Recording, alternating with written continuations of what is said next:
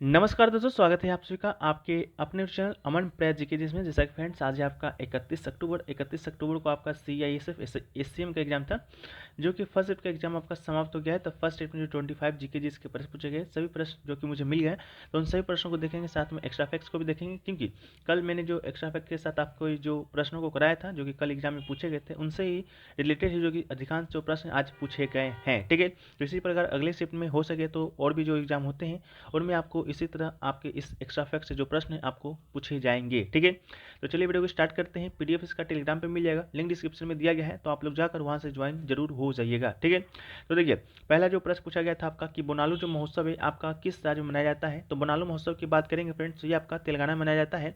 तो इसका right answer आपका तेलंगाना हो जाएगा। ये आपका जुलाई अगस्त आसार महीने मनाया जाता है।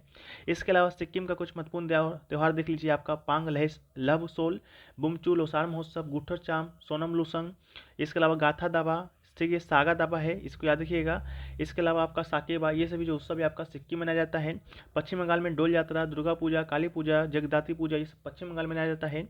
इसके अलावा उड़ीसा की बात करेंगे तो रथ यात्रा, दुर्गा पूजा, कलिंग महोत्सव, कोणार्क नृत्य महोत्सव, मुक्तेश्वर नृत्य महोत्सव, अंतर्राष्ट्रीय रेत कला महोत्सव, छऊ, बाली यात्रा, ये सभी त्यौहार दोस्तों आपका उड़ीसा में मनाया जाता है। तो इन सभी को भी याद रखिएगा। ठीक है, चलिए वीडियो में आगे बढ़ते हैं। उससे पहले दोस्तों आपको बताते चलें कि अभी टेक्स्ट बुक ऊपर एक बहुत ही बेहतरीन ऑफर चल रहा है। अगर आप किसी एग्जाम की तैयारी करते हैं और मॉक टेस्ट देना चाहते हैं तो इससे बढ़िया प्लेटफॉर्म आपको कहीं और नहीं मिल सकता है।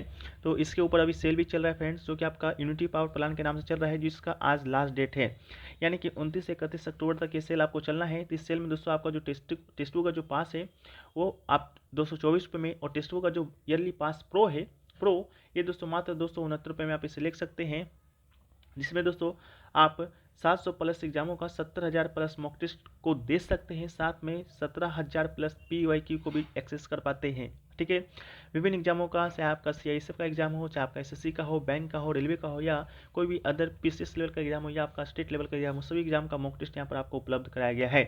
साथ में हमारा कूपन APG यूज़ करते हैं तो आपको 10% का एक्स्ट्रा भी मिलता है। तो APG कूपन को जरूर यूज़ कीजिएगा, लिंक डिस्क्रिप्शन में दिया गया है, तो आप लोग जाकर एक बार वहाँ से एक्सेस कर लीजिएगा, डाउनलोड कर लीजिएगा, कूपन कोड भी जरूर यूज कीजिएगा। ये ऑफर मात्र आज तक के लिए ही, कल से ऑफर दोस्तों आपको 699 599 देखने को है, जो कि मिलने वाला है। ठीक है, तो चलिए वीडियो में हम लोग आगे बढ़ते हैं। तो नेक्स्ट क्वेश्चन पूछा गया कि बदरुद्दीन तैयब कांग्रेस के किस अधिवेशन में अध्यक्षता किया था। ठीक है, तो बदरुद्दीन तैयब की बात करेंगे तो इन्होंने आपका कांग्रेस का जो तीसरा अधिवेशन हुआ था, जो कि आपका 1887 में, जो कि मद्रास में हुआ था, उसकी अध्यक्षता इन्होंने किया था। हमने आपको कल ही बताया था कि जो बदरुद्दीन तैयब है वो आपके कांग्रेस अधिवेशन की अध्यक्षता करने वाले पहले मुस्लिम अध्यक्ष थे। ठीक है, पहले मुस्लिम अध्यक्ष थे, हमने कल ही आपको बताया था जब आपसे पूछा गया था 1970 के कांग्रेस अधिवेशन के बारे में। इसके अलावा 1850 में इस भारतीय राष्ट्रीय कांग्रेस का स्थापना होता है। स्थापना कौन करता है, तो एलन ऑक्टेव के द्वारा आपका इसका स्थापना किया जाता है। ठीक है, आपका कहाँ पर होता है इसका स्थापना, आपका मुंबई में होता है। तो पहला अधिवेशन भी आपका मुंबई में होगा, और इसके अध्यक्ष आपके WC बनर्जी होंगे। इसके अलावा आपका दूसरा अधिवेशन आपका 1886 में होता है। 1886 में दोस्तों आपका जो कांग्रेस का अधिवेशन होता है वो आपका कोलकाता में होता है, और इसकी जो अध्यक्षता करते हैं वो दोस्तों आपके दादा भाई नौरोजी करते हैं। ठीक है, दादा भाई नौरोजी करते हैं, इसको भी याद रखिएगा।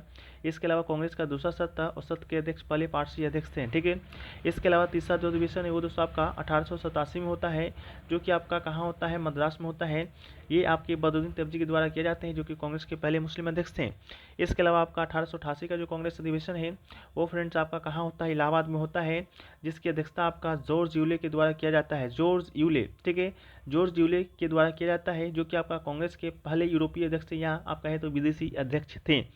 इसके अलावा भी और कुछ अधिवेशनों आप याद रखिएगा, जैसा कि दोस्तों आपका 1907 का कांग्रेस अधिवेशन याद रखिएगा, जिसमें आपका सूरत विभाजन हुआ था। ठीक है, जिसकी अध्यक्षता किसने किया था, रास बिहारी बोस ने किया था। ठीक है, रास बिहारी बोस ने किया था। इसके अलावा 1916 का कांग्रेस अधिवेशन याद रखिएगा, जिसकी अध्यक्षता आपके लखनऊ में आपका हुआ था, जिससे लखनऊ समझौता के नाम जाना जाता है।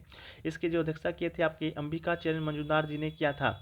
इसके अलावा आपका 1914 का कांग्रेस अधिवेशन याद रखिएगा, 1914 का, जिसमें आपका कांग्रेस अधिवेशन की अध्यक्षता है, जो कि किसने किया था, तो ये दोस्तों आपके एनी बेसेंट जी ने किया था। ठीक है, एनी बेसेंट जी ने किया था आपका, इसको भी याद रखिएगा। 1916 नहीं, 14 नहीं, आपका 1917। ठीक है, 1917 का कांग्रेस अधिवेशन एनी बेसेंट ने किया था।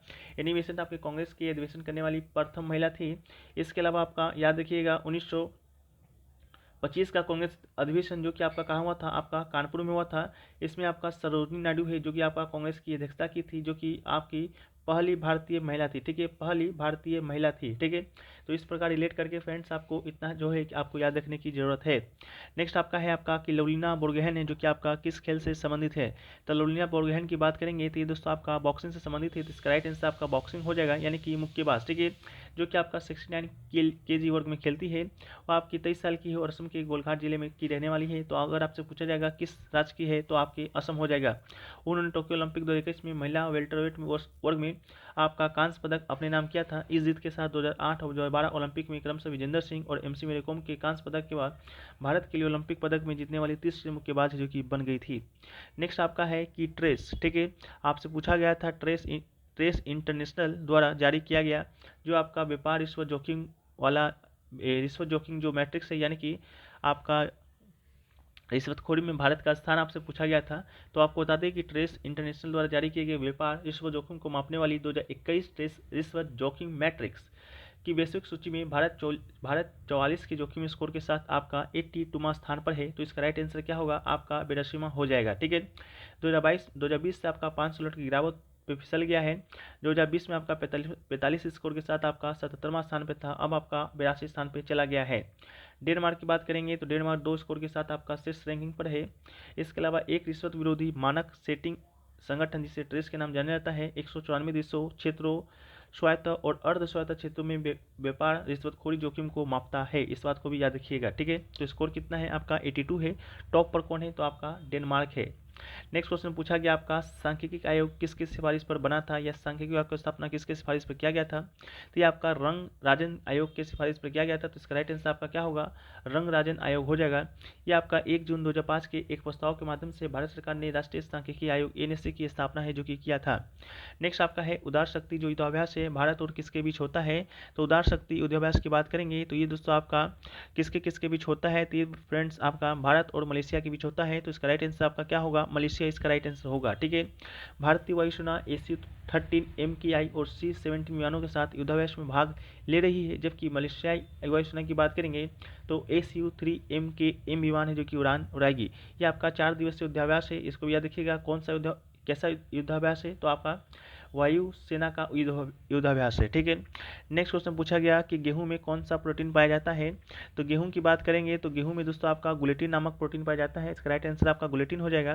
गेहूं के अलावा ये आपका जौ में राई में भी पाया जाता है जो कि प्राकृतिक रूप से पाया जाता है। नेक्स्ट आपका है कि अनुच्छेद 39D है आपका किससे संबंधित है।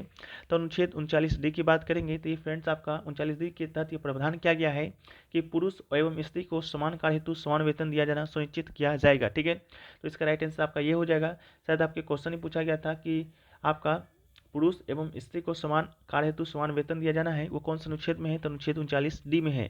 इसके अलावा 39A की बात करते हैं तो भारतीय संविधान का जो अनुच्छेद 39A है वो आपके समान न्याय मुक्ति कानून संहिता से प्रावधानों से संबंधित है, इसको याद रखिएगा बस। अगला है कि पहला जो वुमेन्स प्रीमियर लीग हुआ था वो मेजबानी किस शहर ने किया था। तो जैसा कि आपको मालूम होगा IPL के तर्ज पर आपका महिलाओं का भी एक IPL शुरू किया गया था इस साल 2023 में, जिससे कि आपका वुमेन्स प्रीमियर लीग के नाम से जानते हैं, ठीक है। इसका जो पहला सीजन है वो दोस्तों आपका मुंबई में हुआ था, मुंबई में ये और नवी मुंबई में, ठीक है, यानी कि महाराष्ट्र में इसका पहला सीजन खेला गया था। जिसका चैंपियन की बात करेंगे तो आपका मुंबई इंडियंस जिसका चैंपियन बना था। और उप विजेता की बात करेंगे तो उप विजेता बना था फ्रेंड्स आपका दिल्ली, ठीक है। उप विजेता आपका दिल्ली कैपिटल्स बना था। इसके अलावा सर्वाधिक जो रन है वो किसने मारा था। तो सर्वाधिक रन दोस्तों आपकी मैग लैंडिंग ने मारा था जो कि आपका 345 रन है जो कि मारी थी। इसके अलावा बात करेंगे आपका सर्वाधिक जो विकेट ली थी हेली मैथ्यूज ने लिया था 16 विकेट टोटल। सर्वाधिक रन मारने वाले को कौन सा कैप दिया जाता है तो ऑरेंज कैप दिया जाता है। तो ऑरेंज कैप मैग लैंडिंग को दिया गया था। पर्पल कैप दोस्तों आपका सबसे ज़्यादा विकेट लेने वाले को दिया जाता है, तो पर्पल कैप हेली मैथ्यूज को दिया गया था। पहला सीजन मार्च 2023 में खेला गया था। मुंबई इंडियंस ने पहला खिताब अपने नाम किया था। मैच मुंबई नवी मुंबई में खेला गया था, जिसमें किसने फ्रेंचाइज ने या कितनी टीमों ने हिस्सा लिया था। तो 5 टीमों ने हिस्सा लिया था, इस बात को याद रखिएगा। नेक्स्ट आपका है कि मौलिक अधिकार किस देश के संविधान से लिया गया है। तो कल ही हमने आपको बताया था मौलिक अधिकार के बारे में कि मौलिक अधिकार किस देश के संविधान से लिया गया है। तो मौलिक अधिकार है जो कि आपका संयुक्त राज्य अमेरिका के संविधान से यानी कि USA के संविधान से लिया गया है। मौलिक अधिकार के वर्णन के बारे में बात करेंगे तो आपके भारतीय संविधान के भाग 3 के अनुच्छेद 12 से 35 अनुच्छेद में किया गया है। इसके अलावा कनाडा के संविधान से क्या क्या लिया गया है। तो मजबूत केंद्र के साथ संघ की जो व्यवस्था है आपका कनाडा के संविधान से, केंद्र में जो अवशिष्ट शक्तियाँ प्रदान किया गया है वो आपका कनाडा के संविधान से लिया गया है। इसके अलावा उच्चतम न्यायालय के सलाह क्षेत्र अधिकार भी आपका कनाडा के संविधान से लिया गया है। ऑस्ट्रेलिया के संविधान से क्या क्या लिया गया है, तो आपका समवर्ती सूची, कंकरेंट लिस्ट, व्यापार वाणिज्य और उद्योग के संबंध में प्रावधान और प्रस्तावना की जो भाषा है वो आपका ऑस्ट्रेलिया के संविधान से, लेकिन जो प्रस्तावना है वो फ्रेंड्स आपका यूएसए के संविधान से लिया गया है। भाषा की बात होगा जब आपका, तब आपका ऑस्ट्रेलिया क्लिक करना है। नेक्स्ट आपका इंग्लैंड के संविधान से क्या क्या लिया गया है, तो इंग्लैंड के संविधान से आपका जो कानून बनाने की प्रक्रिया है, विधि का शासन है, एकल नागरिकता है, द्विसदनीय संसदीय प्रणाली है, सेजी का जो कार्यकाल है, ये फ्रेंड्स आपका इंग्लैंड या ऑप्शन में आपका ब्रिटेन रहेगा तो उसके संविधान से लिया गया है। इसके अलावा जो मौलिक कर्तव्य है, मौलिक कर्तव्य की बात करेंगे ये किस देश के संविधान से लिया गया है, तो मौलिक कर्तव्य फ्रेंड्स आपका यूएसएसआर के संविधान से लिया गया है। ठीक है, इसके अलावा बात करेंगे आपका डीपीएसपी का यानी कि राज्य की नीति सिद्धांत का, ये किसके संविधान से लिया गया है, तो ये दोस्तों आपका आयरलैंड के संविधान से लिया गया है। आयरलैंड के संविधान से जो राज्यसभा में जो 12 सदस्य आपका मनोनीत होता है आपका राष्ट्रपति के द्वारा, ये भी व्यवस्था आपका किससे लिया गया है, तो आयरलैंड के संविधान से ही लिया गया है, इसको भी याद रखिएगा। इसके अलावा जो आपका राष्ट्रपति का जो पद है, राष्ट्रपति का पद, वो कहाँ से लिया गया है, तो ये भी आपका ब्रिटेन से लिया गया है। लेकिन अगर आपसे पूछ दिया जाए उपराष्ट्रपति का पद कहाँ से लिया गया है, तो उपराष्ट्रपति का जो पद है वो फ्रेंड्स आपका यूएस यानी कि संयुक्त राज्य अमेरिका के संविधान से लिया गया है। नेक्स्ट आपका है कि आपका पूछा गया था कि बहिष्कृत हितग्राही सभा का स्थापना किसने किया था, तो बहिष्कृत हितग्राही सभा की बात करेंगे तो इसकी स्थापना आपकी भीमराव अम्बेडकर ने किया था, तो भीमराव अम्बेडकर इसका राइट आंसर होगा। भीमराव अम्बेडकर ने दलित कल्याण के लिए बहिष्कृत हितग्राही सभा का गठन किया था। बहिष्कृत हितग्राही सभा डॉक्टर बाबा साहेब अम्बेडकर के द्वारा अछूतों की घटनाओं को दूर करने के लिए, उनकी शिकायतों को सरकार के समक्ष रखने के लिए एक गठित एक केंद्रीय संस्थान है। नेक्स्ट आपका पूछा गया कि भारतीय रिजर्व बैंक का जो स्थापना है आपका कब हुआ था, तो भारतीय रिजर्व बैंक की स्थापना की बात करेंगे तो फ्रेंड्स आपका 1935 में हुआ था। ठीक है, किसके सिफारिश पर हुआ था, तो यंग हिल्टन कमीशन की सिफारिश पर किया गया था, जिसे कि 1926 में रॉयल कमीशन भी कहा जाता है। इसके अलावा जो आरबीआई का जो स्थापना का वर्ष तो 1935 है, लेकिन इसका जो आपका अधिनियम है वो आपका 1934 में आया था। इसके अलावा आपका आरबीआई का स्थापना 1 अप्रैल को हुआ था, तो इसको भी याद रखिएगा। इसके अलावा आरबीआई का राष्ट्रीयकरण भी किया गया था जब हमारा देश आज़ाद हुआ, तो उसके बाद आपका राष्ट्रीयकरण किया गया, वो राष्ट्रीयकरण आपका 1 जनवरी 1949 को किया गया था। आरबीआई की बात करेंगे तो 1 रुपये के नोट छोड़कर सभी करेंसी नोट जारी कर सकता है। आरबीआई नोटों पर आपका आरबीआई के हस्ताक्षर और अंग्रेजी और हिंदी में होते हैं। ठीक है, इसके अलावा बात करेंगे 1 रुपये के नोट पर आपका वित्त सचिव का हस्ताक्षर होता है। आरबीआई के पहले गवर्नर की बात करेंगे तो सर और ऑस्वन स्मिथ थे। इसके अलावा आरबीआई के पहले भारतीय गवर्नर की बात करते हैं तो सी डी देशमुख थे। इसके अलावा सबसे लंबे समय तक आरबीआई के गवर्नर आपके बेनीगल रामाराव जी रहे थे। इसके अलावा जो एक प्रधानमंत्री जो आरबीआई के गवर्नर के रूप में विकास किया है वो आपके डॉक्टर मनमोहन सिंह थे। आरबीआई के वर्तमान में गवर्नर 25वें क्रम के हैं, वो कौन है, आपके शक्तिकांत दास हैं। इसके अलावा नेक्स्ट क्वेश्चन की बात करते हैं तो नेक्स्ट क्वेश्चन जो आपसे पूछा गया वो पूछा गया कि करो या मरो का जो नारा है आपका कौन से आंदोलन के दौरान दिया गया था, तो करो या मरो की बात करेंगे तो ये फ्रेंड्स आपका कल ही हमने आपको बताया था, भारत छोड़ो आंदोलन के बारे में जब पूछा गया था कि सबसे अंतिम में कौन सा आंदोलन हुआ था, जिसका ऑप्शन में आपका भारत छोड़ो आंदोलन था, उसी में हमने आपको बताया था कि करो और मरो का जो नारा है गांधी जी ने इसी आंदोलन के दौरान है जो कि दिया था। ठीक है, तो करो और मरो आंदोलन का जो आपका नारा है वो फ्रेंड्स आपका भारत छोड़ो आंदोलन के दौरान दिया गया था, तो इसका राइट आंसर आपका भारत छोड़ो आंदोलन, इसका आपका राइट आंसर हो जाएगा। ठीक है, इसका आंसर क्या होगा, भारत छोड़ो आंदोलन होगा। भारत छोड़ो आंदोलन की बात करेंगे तो दोस्तों आपका 8 अगस्त 1942 को बॉम्बे में एक बैठक में कांग्रेस प्रतिनिधि को संबोधित करते हुए आपका गांधी जी ने करो या मरो का नारा है जो कि आपका दिया था, इस बात को याद रखिएगा। ठीक है, इसके अलावा बात करेंगे आपका स्वराज मेरा जन्मसिद्ध अधिकार है का, तो स्वराज मेरा जो जन्मसिद्ध अधिकार है ये और मैं इसे लेकर रहूँगा, ये जो नारा है वो दोस्तों किसके द्वारा दिया गया था, तो ये दोस्तों आपका बाल गंगाधर तिलक के द्वारा दिया गया। इनकलाब जिंदाबाद का जो नारा है आपका भगत सिंह के द्वारा दिया गया। तुम मुझे खून दो मैं तुम्हें आज़ादी दूंगा का नारा आपका सुभाष चंद्र जी के द्वारा दिया गया था। इसके अलावा जय हिंद का जो नारा है ये भी दोस्तों आपका सुभाष चंद्र बोस जी के द्वारा ही दिया गया था। ठीक है, इसके अलावा दोस्तों जो नेक्स्ट क्वेश्चन पूछा गया आपका वो पूछा गया कि 2014 में किस भाषा को शास्त्रीय भाषा का दर्जा प्रदान किया गया था, तो 2014 में आपका ओडिया भाषा को शास्त्रीय भाषा का दर्जा प्रदान किया गया था, जो कि अब तक का सबसे नया भाषा है। इसके बाद कोई भाषा को शास्त्रीय भाषा का दर्जा प्रदान नहीं किया गया है। वर्तमान में बात करेंगे तो वर्तमान में 6 और शास्त्रीय भाषा है। एक तो आपका ओडिया है जो कि 2014 में किया गया था। इसके अलावा एक भाषा आपका तमिल है जो कि सबसे पहला भाषा है जिसे कि शास्त्रीय भाषा का दर्जा प्रदान किया गया, जिसे कि 2004 में किया गया था। 2005 में आपका संस्कृत भाषा को दिया गया था शास्त्रीय भाषा का दर्जा, 2008 में आपका कन्नड़ भाषा को, 2008 में आपका तेलुगु भाषा को, 2013 में आपका मलयालम भाषा को शास्त्रीय भाषा का रूप में घोषित किया गया था।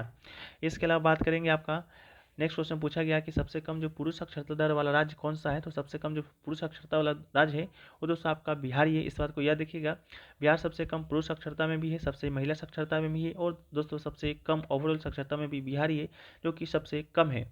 इसके अलावा भारत की साक्षरता दर की बात करेंगे तो 74.04% है ओवरऑल। इसके अलावा केरल जो कि टॉप पर है, सबसे कम आपका बिहार का है, ठीक है, इसको भी याद रखिएगा। इसके बाद केरल के बाद आपका लक्षद्वीप का स्थान आता है, जो कि आपका एक यूटी है। इसके अलावा अगर आपसे पूछा जाए कि साक्षरता दर में, ठीक है, पुरुषों और महिलाओं में साक्षरता दर में सर्वाधिक जो अंतर है वो किस राज्य का है, पुरुषों और महिला में सर्वाधिक अंतर अगर आपसे पूछा जाए साक्षरता दर में किस राज्य का है, तो वो दोस्तों आपका राजस्थान का है। ये प्रश्न दोस्तों आपका आज जो एसएससी सीजीएल का जो मेंस हुआ था एसएससी सीजीएल का, उसमें भी हाल ही में पूछा गया है। नेक्स्ट आपका है कि ज्वारी नदी आपका किस राज्य में बहता है, तो ज्वारी नदी की बात करेंगे तो गोवा भारत में स्थित एक बड़ी नदी है, तो इसका राइट आंसर आपका गोवा हो जाएगा। यह एक ज्वारीय नदी है। इस नदी का जो उद्गम है पश्चिम घाट में स्थित हेमद बारसेम से होता है। अगला है कि समाज जो कौमुदी है वो आपका किस भाषा में लिखा गया है, तो समाज कौमुदी की बात करेंगे तो ये फ्रेंड्स आपका किस भाषा में लिखा गया था, तो आपका बंगाली भाषा में लिखा गया था। तो इसका राइट आंसर आपका क्या होगा, बंगाली भाषा हो जाएगा, बंगाली भाषा हो जाएगा। समाज कौमुदी की बात करेंगे तो दोस्तों आपका राजा राम मोहना जी के द्वारा है, जो कि आपका लिखा गया था, ये निकाला गया था ये पुस्तक, ठीक है। इसके अलावा आपका राजा राम मोहना जी के द्वारा आपका मिलात उल अखबार भी इन्हीं के द्वारा लिखा गया है, आपका बंगाली भाषा में ही। राजा राम मोहन राय जी को आपका भारतीय पुनर्जागरण के पिता के रूप में जाना जाता है। ये आपके ब्रह्म समाज के संस्थापक थे, आपका 1828 में ब्रह्म समाज का स्थापना इन्होंने किया था। इसके अलावा भारत में पश्चिम शिक्षा का बीड़ा उठाने का राय भी इन्हीं का था। इसके अलावा राय ने 20 अगस्त 1828 को ब्रह्म समाज का स्थापना किया था और हिंदू समाज में मौजूद बुरी प्रथाओं विशेष रूप से सती प्रथा के खिलाफ काम किया था, जिसको 1829 में आपका लॉर्ड विलियम बेंटिक के द्वारा हटाया गया था, लेकिन जो प्रयास था आपका इन्हीं का था, राजा राम मोहन राय जी का ही था, इस बात को भी याद रखिएगा। नेक्स्ट क्वेश्चन है आपका पूछा गया कि 60 वर्ष के ऊपर प्रति माह 3,000 रुपये किस योजना के तहत दी जाती है, तो इसका राइट आंसर आपका पीएम किसान मानधन योजना, इसका आपका राइट आंसर हो जाएगा, ठीक है। पीएम किसान मानधन योजना की बात करेंगे तो इसमें आपका 60 वर्ष की उम्र के बाद पेंशन का प्रावधान किया गया है। इस योजना में आपका 18 साल से लेकर 40 साल तक उम्र का कोई भी किसान भाग ले सकता है, जिससे उम्र के हिसाब से मंथली अंशदान करने पर 60 की उम्र के बाद आपका 3,000 रुपये की मंथली या 36,000 रुपये सालाना पेंशन मिलेगी। इसके लिए अंशदान की बात करेंगे तो 55 रुपये से लेकर आपका 200 महीने रुपये तक आप कितने भी जमा कर सकते हैं। अगला है कि सांख्य सागर है, जो कि किस राज्य में स्थित है, जिसे कि अभी हाल ही में रामसर साइट घोषित किया गया था। तो सांख्य सागर दोस्तों आपका मध्य प्रदेश के शिवपुरी जिले के माधव राष्ट्रीय उद्यान में स्थित है, तो इसका राइट आंसर आपका मध्य प्रदेश हो जाएगा। इसके अलावा 26 जुलाई 2022 को देश में नई घोषित 5 रामसर साइट में मध्य प्रदेश का आपका शिवपुरी जिले के माधव राष्ट्रीय उद्यान में स्थित सांख्य सागर झील को भी शामिल किया गया था। इसके अलावा गौरतलब है कि प्रदेश यानी मध्य प्रदेश की 3 आर्द्रभूमि इंदौर के श्रीपुर आंध्रभूमि, यशवंत सागर जो कि कल ही पूछा गया था, यशवंत सागर किस राज्य में है, तो ये भी आपका मध्य प्रदेश में है। और शंख सागर को रामसर साइट के रूप में घोषित करने के लिए भारत सरकार को प्रस्ताव भेजा गया था, जिसमें शंख सागर को घोषित किया गया है। वर्तमान बात करेंगे रामसर साइट का, तो वर्तमान में आपका 45 रामसर साइट है। नेक्स्ट आपका है कि महाबली नाटक के रचयिता कौन है, तो इसके रचयिता आपके असगर वजाहत हैं, जिसका राइट आंसर क्या होगा आपका असगर वजाहत, इसका आपका राइट आंसर हो जाएगा। नेक्स्ट क्वेश्चन की बात करते हैं तो कवच भारतीय रेल सुरक्षा का निर्माण किसने किया था, तो कवच की बात करते हैं तो कवच एक आपका ऑटोमेटिक ट्रेन प्रोटेक्शन आपका क्या है सिस्टम है, जिससे भारतीय रेलवे ने आरडीएसओ, ठीक है, आरडीएसओ का फुल फॉर्म आपका research design and standard organisation के द्वारा है, जो कि विकसित किया गया है, तो इसको याद रखिएगा। इसके अलावा इस सिस्टम पर रेलवे ने साल 2012 में काम करना शुरू किया था। उस वक्त इस प्रोजेक्ट का नाम आपका ट्रेन कोलिजन अवॉइडेंस सिस्टम यानी कि TCAS था, ठीक है। तो आरडीएसओ के द्वारा इसको विकसित किया गया है। अगला क्वेश्चन पूछा गया कि राज्य के नीति निर्देशक सिद्धांत आपका किस तत्व है, जो कि किस अनुच्छेद में वर्णित है, तो ये दोस्तों आपका संविधान के अनुच्छेद 36 से 51 अनुच्छेद में वर्णित है। भाग की बात करेंगे तो भाग आपका 4 हो जाएगा, ठीक है। किस देश के संविधान से लिया गया है, तो आयरलैंड के संविधान से लिया गया है, इसको भी याद रखिएगा। इसके अलावा एक क्वेश्चन आपसे पूछा गया आपका इंडेक्स रिलेटेड टू नेवी, ठीक है, नेवी से रिलेटेड कोई इंडेक्स पूछा गया था, जो कि अभी तक नहीं मिल पाया है, इसको आप लोग बता दीजिएगा जो लोग एग्जाम देकर आ रहे हैं, इससे संबंधित क्या प्रश्न जो कि पूछा गया था। एक प्रश्न आपका पूछा गया था इंडियन जो पॉपुलेशन है सबसे ज़्यादा किसका है, आर्यन का है, संथाल ट्राइब का है या किसी और का है, तो इंडियन पॉपुलेशन जो सबसे ज़्यादा इससे तो आपका संथाल ट्राइब का है ऑप्शन के अनुसार। लेकिन आपके क्वेश्चन में क्या पूछा गया था, आप लोग पूरा क्वेश्चन के साथ आप लोग जरूर बताइएगा क्या पूछा गया था, ठीक है। तो हमने आपके साथ 2500 क्वेश्चन जो डिस्कस कर दिया है। अब कुछ हिंदी के भी क्वेश्चन मिले हैं, उसको भी एक बार हम लोग डिस्कस कर देते हैं कि आपके क्या क्या प्रश्न पूछे गए थे। देखिए हिंदी की बात करेंगे तो एक प्रश्न आपसे पूछा गया कि अवयव है जो कि कितने प्रकार के होते हैं, तो ये दोस्तों आपके अवयव प्रमुख 5 प्रकार के होते हैं, क्रिया विशेषण, निपात, संबंध बोधक, समुच्चय बोधक, विषयवादी बोधक। ठीक है, तो ये आपसे पूछा गया था। एक पूछा गया था इनमें से कौन समुच्चय बोधक अवयव कौन सा है, ये पूछा गया था। इसके अलावा कनक का प्रवाची शब्द पूछा गया था, पेड़ का भी प्रवाची शब्द पूछा गया था। तो कनक की बात करेंगे तो कनक का प्रवाची शब्द में आपका कंचन, सुवर्ण, हिरण्य, रेम, हाटक, सोना, स्वर्ण, कांचन, चारुरत्न, ये सभी कनक का है। पेड़ की बात करेंगे तो आपका वृक्ष हो जाएगा तरु, वृक्ष, पादप, बिटप, द्रुम, रुख, गाछ, पुष्पद, बूटा, पन्नी, साखी, अगम, ये सभी आपका पेड़ का प्रवाची शब्द है। इसके अलावा गगन का विलोम शब्द पूछा गया तो गगन का विलोम शब्द आपका पृथ्वी होता है। इसके अलावा वाक्य शुद्धि से आपका 3 प्रश्न आया था। समाज से भी दोस्तों आपका 3 प्रश्न देखने को मिला था। इसके अलावा खाली स्थान दिया गया था, पूछा गया था कौन सा शब्द भरा जा सकता है। ठीक है, तो इस प्रकार के जो प्रश्न आपके आज के फर्स्ट में पूछे गए थे। बाकी वीडियो आपको अच्छा लगा है तो वीडियो को आप लोग लाइक कर दीजिएगा, चैनल पर नए हो चैनल को सब्सक्राइब कर दीजिएगा, एक कमेंट आप लोग जरूर कीजिएगा कि आपको ये वीडियो कैसा लगा। ठीक है, साथ में टेक्स्ट बुक और मॉक टेस्ट का फायदा होना चाहते हैं तो आज लास्ट डेट है, इससे कम प्राइस में आपको कभी मिलने वाला नहीं है, तो आप लोग इसका लाभ उठा सकते हैं। मात्र 269 रुपये में टेस्ट बुक पास प्रो ले सकते हैं, जिसमें आप एक मॉक को अनलिमिटेड बार दे सकते हैं, प्रीवियस क्वेश्चन को डाउनलोड कर सकते हैं, ना जाने कितने एग्जामों के मॉक टेस्ट आप यहाँ पर दे सकते हैं एक ही पास में। ठीक है, तो कूपन कोड एबीजी जरूर यूज कीजिएगा, 10% का एक्स्ट्रा लाभ मिलेगा। लिंक डिस्क्रिप्शन में दिया गया है। मिलते हैं हम लोग नेक्स्ट वीडियो में, जब तक के लिए जय हिंद, जय भारत, वंदे मातरम।